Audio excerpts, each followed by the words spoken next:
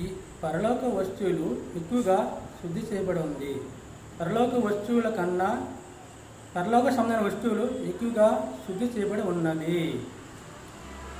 పరలోక వస్తువులు ఎక్కువగా శుద్ధి చేయబడి ఉన్నది.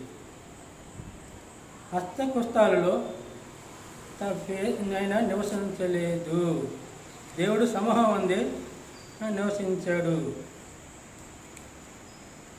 ప్రధాన యాజకుడు తనకాని రక్తం తీసుకుని గుడారాల్లోకి సంవత్సరం ఒకసారి మాత్రం ప్రవేశించెను. ఆయన పరాంతరం ప్రవేశించలేదు. అలాగైతే జగత్ పునాది ఏకని మొదలుకొని పరాంతరం వత్తు శ్రమ పొందవలసి వచ్చును.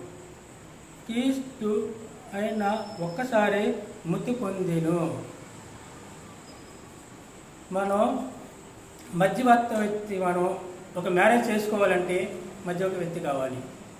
మనం ఒక ల్యాండ్ కొనాలన్నా ల్యాండ్ అమ్మాలన్నా మధ్యవర్తి వ్యక్తి కావాలి. మనం మానవులే ఉన్నాం కాబట్టి క్రీస్తు కూడా మానవ శరీరాన్ని ధరించుకుని ఆయన విశ్వాన పరిపాలిస్తున్న చక్రవర్తి అయి ఉండి మన కోసం ఆయన మనం దైత్యుల్లో ఉన్నాం కాబట్టి మన దైత్యులు ఉన్నాం కాబట్టి ఆయన దైత్యుడిగా ఈ లోకానికి వచ్చాడు.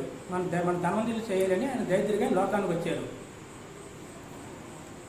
మనం దైత్యులుగా ఉన్నాం కాబట్టి ధనవంతులుగా చేయాలని ఆయనకి దైత్యంగా లోకానికి యేసుక్రీస్తు వారు వచ్చారు. మనం పూర్వ నుంచి కూడా రక్తం చిందించకుండా పాప క్షమాపణ లేదని సామాన్యంగా చెప్పవచ్చు.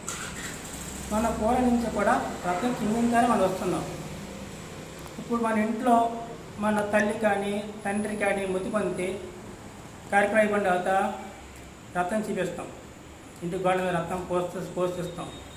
కార్యక్రమం అయిపోయిన రక్తం పోషించిన తర్వాత మళ్ళీ మనం మళ్ళీ నదిలోకి వెళ్ళి రాజమండ్రి నదిలోకి వెళ్ళి గోదావరికి మనం పాలజీ శుద్ధమైన గురించి గోదావరికి వెళ్ళి ములుగుతాం. అలాగే మన ప్రాథమిక వస్త్రాల నుంచి కూడా బలి అర్పించని వస్తున్నాం. మనం ప్రాథమిక వస్త్రాల నుంచి కూడా బలి అర్పిస్తేనే మనం వస్తున్నాము. మనకి పైన శుద్ధి అవుతుంది కానీ లోపల హృదయం శుద్ధి కావట్లేదు. పైపైన శుద్ధి మాత్రమే. నిత్యవాక్యాలు విడిచి జీవంగల దేవుణ్ణి సేవిస్తే నీ మనస్సాక్షికి ఎక్కువగా శుద్ధి అవుతుంది. ఈ మనసు ఎక్కువగా శుద్ధి కావాలంటే యేసుక్రీస్తు వారి రక్తంలో కడగబడితేనే నువ్వు శుద్ధి అవుతాడు. లేకపోతే శుద్ధి కారు.